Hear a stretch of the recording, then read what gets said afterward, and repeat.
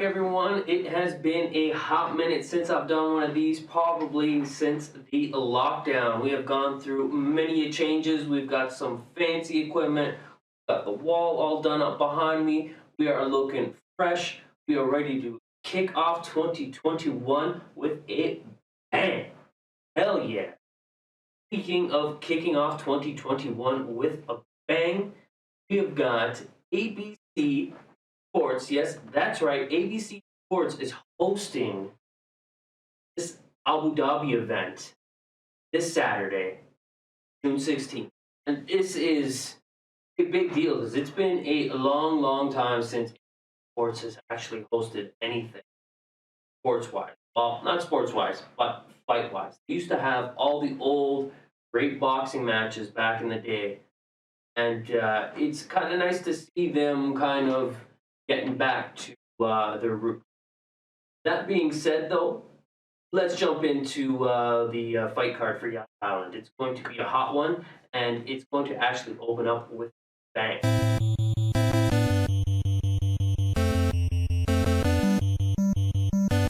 Okay, so for our first fight, it is against now Soriano versus Dusko Torvik. I apologize, I am brutal with names. This is going to be possibly. This has potential to be like by far.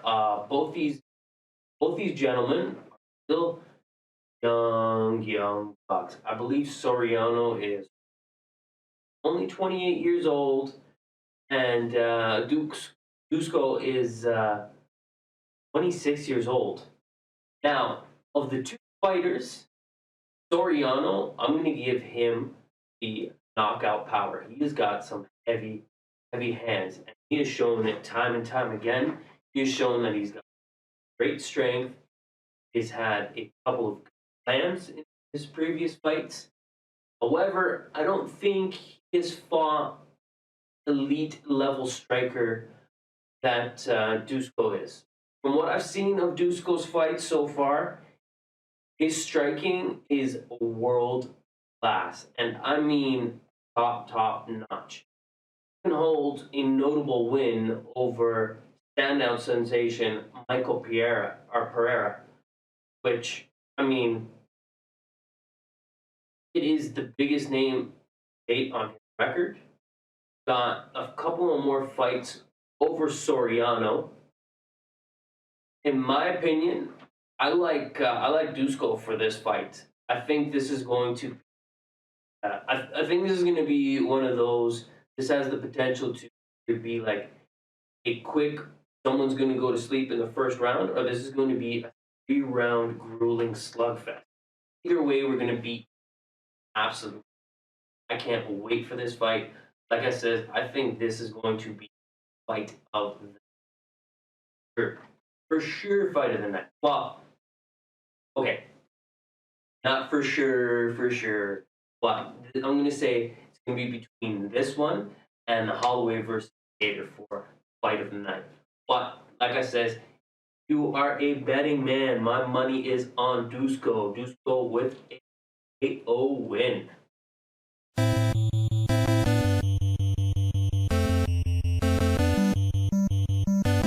Second fight of the night: Joaquin Buckley versus Alessio da Chirio. Chico. Fucking apologize. Back maybe butchering names. I'll actually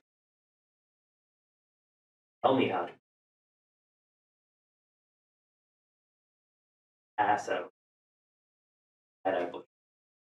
But one day I will learn them. I promise. Till then, I am sorry. Anyways, that being said, this is going to be a make or break fight for Alessio. I believe Alessio earlier on in his career, he got off to a roaring start. He racked up a quick 9-0 record.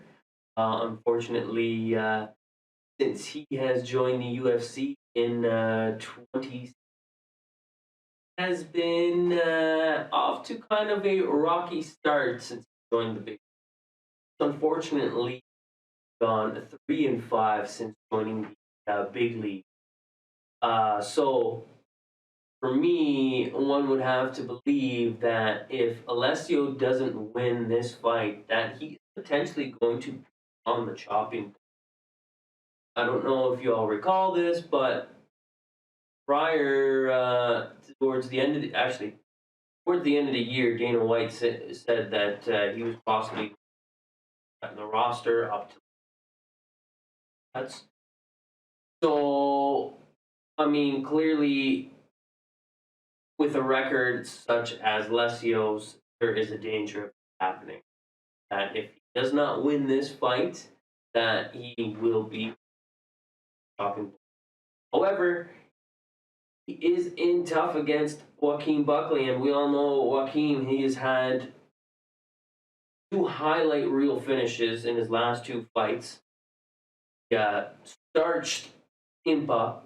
I mean, that spinning back, that spinning, that spinning kick face was just so so nasty, so shocking, so out of nowhere. I mean, like he caught the kick and spinning back heel kick. Oh, I mean, the poor man was so stunned. I mean, that was probably clearly knockout of the year 2020.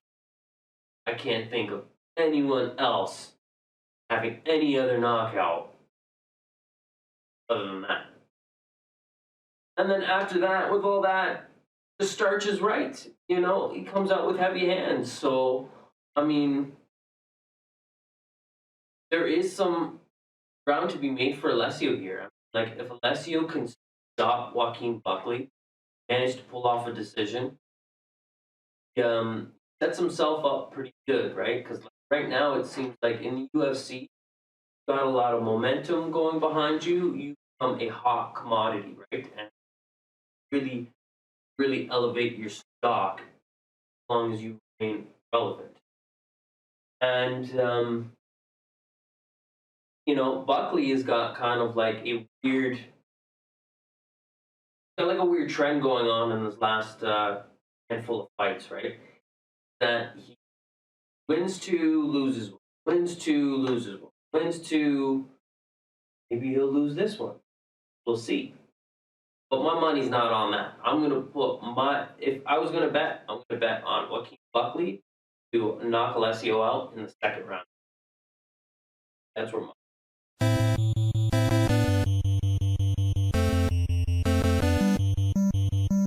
okay, so fight number 3 is going to be Jilang the Leech Lee versus Santiago Ponzinobi, the Argentinian dagger. Yes, sir. I mean, what a name like that. What a great dagger. Now, some of y'all might not be familiar with Ponzinobi. He has been on a 3-year layoff. This man has been going through hell and back. He has suffered a staph infection, something crazy like 2 other different infections going on, right? Got cleared,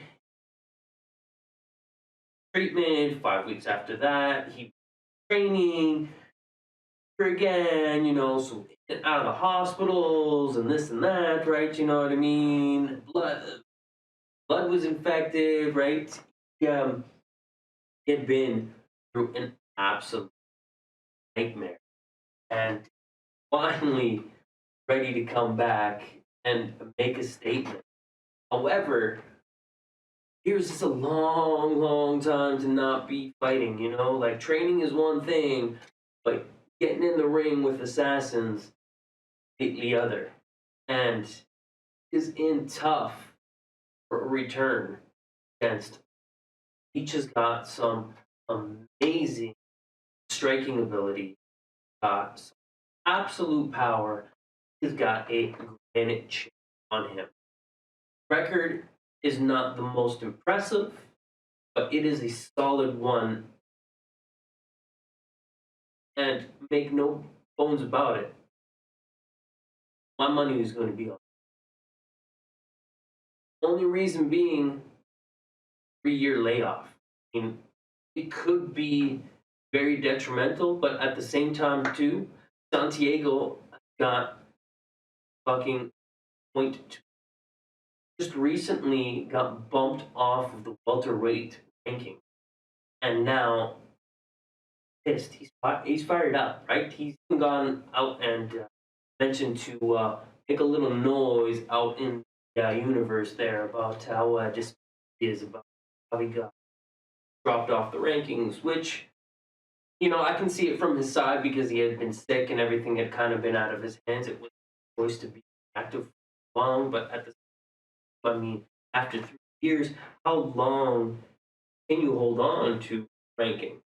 You know? So, at the end of the day, it's business. But if he runs through each, possibly his next competition, like I'm gonna say, if he runs through Leach, he's gonna get a ranking back off. Simple as that. Okay. However, if he runs through Leach, then runs through maybe possibly like two, three more guys, there's no reason that we can't really put him up there for like number one contender, what I mean, spot or what. You know what I mean? Fast track this guy just a little bit, right? You know what I mean? He's an eight star and he is a star, don't get me wrong, you know what I mean? Like I do realize the world doesn't know him just possibly yet because you know what I mean? Because layoff, right? And just had a whole huge dropping of fans come in and start watching UFC. So a lot of people do not know who this gentleman is yet, but got an amazing record. I believe 7-3 is no laughing matter. He has got some big names on his record. KO'd Neil Magny. The Leech lost to Neil Magny via decision, right? So, I mean, so that's an interesting point there, you know what I mean? So, edge to the Leech, you know what I mean? Do you give the edge to Santiago, you know what I mean? So, like, it's always a toss up. But, like I says, I'm going to go, you know, I'm going to put my money on Gilan, on Leech. That's where my money's at. But it's great to see Santiago Ponzinobi come back, and hopefully, you know what I mean. Hats off to you, sir. Hopefully, you kick some ass and you get back on track. Would love to see that man fight for a title soon.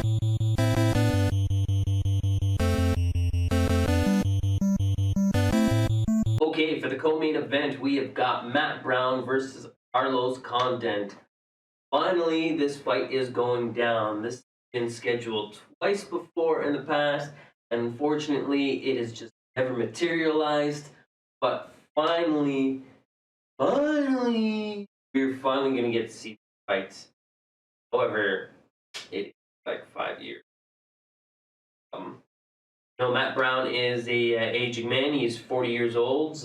He's off a TKO loss last fight. Previous to that, he did have two KO wins, right? So, he's been up and down as of late, but one would think that he doesn't have too many fights in him. Possibly after Saturday, we might possibly see that Brown retirement, but who knows? I could be wrong too, you know what I mean? Does look to be in phenomenal shape for a man of his age, and you never know. It is kind of hard to walk away from something that you love and something. That being said, his opponent Carlos Condon, he's another gentleman that little bit of hiatus, a 2-year hiatus before coming back recently. Fought last year, and Marquardt, he pretty much like ran through. He was a reinvigorated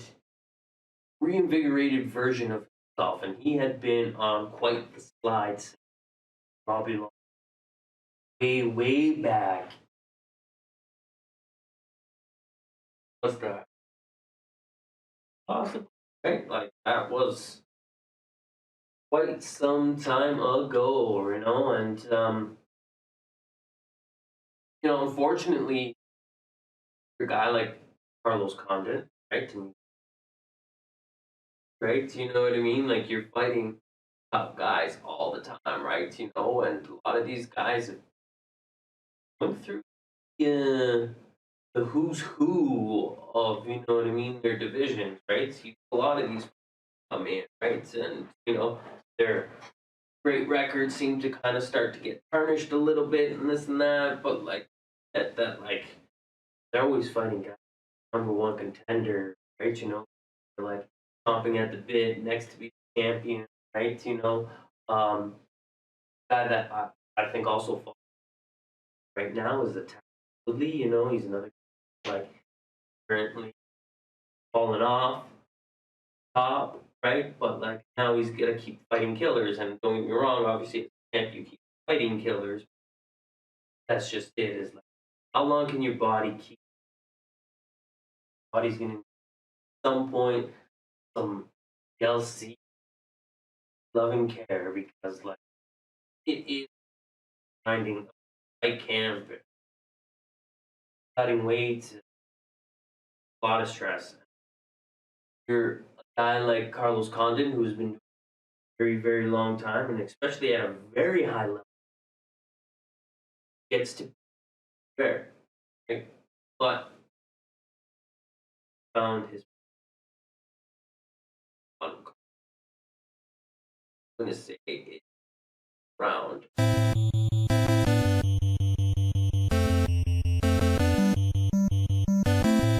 Now we're on to the main event, ladies and gentlemen. We have got Max Blessed Holloway versus Alvin Kattar. Fortunately for Max, he is on a two-fight skid right now. He's lost twice, back-to-back against Alexander Volkanovski. Lost the championship, wasn't able to recapture the crown, unfortunately. And now he is off to go and fight the next threat to his potential number one ranking, right? And that is Calvin Kattar. And unfortunately, I think this is going to be tough one for Calvin, really. You know, like my money's going to be on Max. I'm going to tell you straight up here. My money on Max. Same reasons that we were talking about with Carlos Condon. Fight game long, long time. Max has got like virtually who's game, you know what I mean, on his list, right? He's got 2 wins over Aldo, right? You know, the dude, phenomenal striker, right? To this day, you know, Calvin Kattar's biggest win is his last win versus an Ige, right? He put a stop to like Ige win streak, you know what I mean? Other than that, I mean, before that, he got a only other really notable win is over Jeremy Stephens, which at that point, you know, Jeremy Stephens kind of like an old fighter, you know what I mean, and wasn't really, you know what I mean, the name that he once was. You know what I mean? And I mean, no disrespect by that. It's just like, fortunately, like I says, Father Time catches up with everybody. You know what I mean? And number one champ in the world, right? Father Time always fucking wins, right? Um, So, I mean, not to take anything away from Calvin, but, you know, just by looking from the stats and this and that, you know, one would suggest that Max has got the upper hand when it comes to striking, right? I think Kattar possibly has got the heavier hands, but I'm going to tell you, Max has got chin, right? Them Hawaiians are just fucking can't fuck with them. All sorts of tough, right? I mean, we even got 2 Samoan Sorianos, right? Another Samoan on the Hawaii represent. Uh, so, like I says, he's a betting man. Money down on Bless Holloway. Gonna come back, you know, and he's looking to get a little bit of the crown back. On a mission, I believe. All right, y'all. Thank you so much for chilling with me. Until then, until next time. Peace.